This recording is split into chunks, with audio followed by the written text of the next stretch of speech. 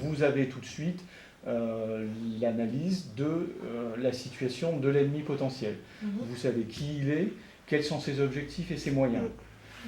Maintenant, vous avez votre mission définie. L'effet majeur que vous recherchez, c'est sauver les élèves. À partir de là, qu'est-ce qui vous manque? Il vous manque les modes d'action à mettre en place. Voilà. Un mode d'action, c'est quoi? C'est quels sont les moyens dont je dispose et quelles sont mes contraintes techniques, matérielles, c'est pas forcément la même chose, et légales.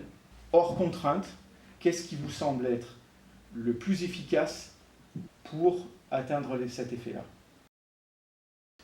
Comment se situe Suntech? Quelle est sa configuration de bâtiment? Quelle est la configuration d'accès? On y accède comment? On en sort comment?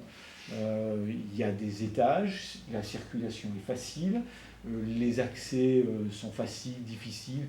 Pour quelqu'un qui ne connaît pas trop, est-ce qu'il est facile de trouver la bonne entrée? Vous êtes un terroriste, vous voulez réaliser un attentat à Suntech. Comment vous allez vous y prendre? Vous allez rentrer. Quels sont pour vous quels peuvent être pour vous les points faibles? Le portail. Le portail derrière, de l'autre côté, Le portail. Alors là, on analyse pourquoi c'est faible de hauteur.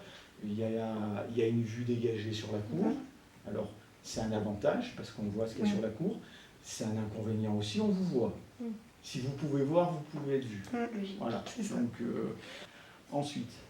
La petite cour avec la 012, il y a une petite porte où ils peuvent facilement, s'ils arrivent à faire sauter la porte, ils peuvent rentrer. Celle qui donne sur la place des Sarrasins? Oui. Alors là, je t'arrête parce que facilement, non. La porte, elle est encastrée dans la pierre volvique. Il y a une serrure métallique. Soit elle est ouverte et c'est facile, soit elle n'est pas ouverte et là, c'est la galère. Le plus évident, c'est l'entrée principale.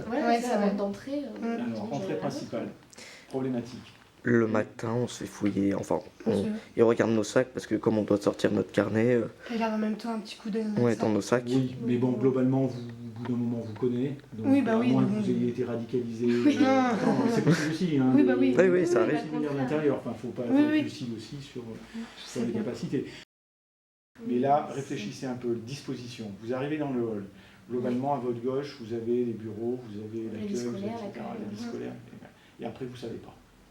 Même si vous pénétrez après, vous allez vous retrouver à la jonction de deux bâtiments, avec des bureaux, un truc qui n'est pas clair.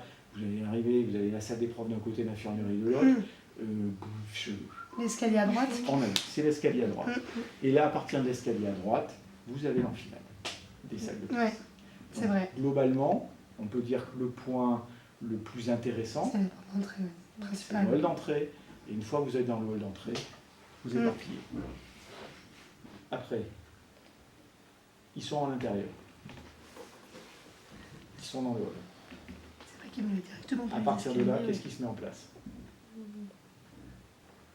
Ils ont pénétré, vous connaissez le mode d'action, c'est eux qui ont l'initiative.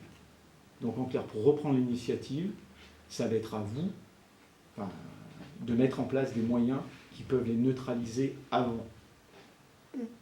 Entre le moment où ils ont pénétré et le moment où ils vont se disperser, là il y a un moment de faiblesse. Parce qu'ils vont passer un premier câble d'énergie pour passer. Ils vont arriver dans le hall, même s'ils ont reconnu avant, il faut réorienter.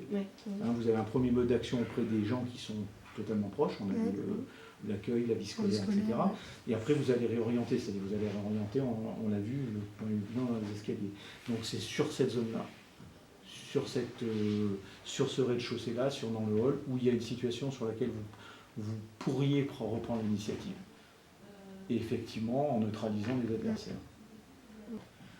Alors, après, on met les moyens pour les empêcher de rentrer. Donc, c'est-à-dire une gâche électrique, une identification avec caméra, des accès filtrés éventuellement par du personnel. D'accord. C'est suffisant ou c'est pas suffisant par rapport à la menace telle qu'elle est définie?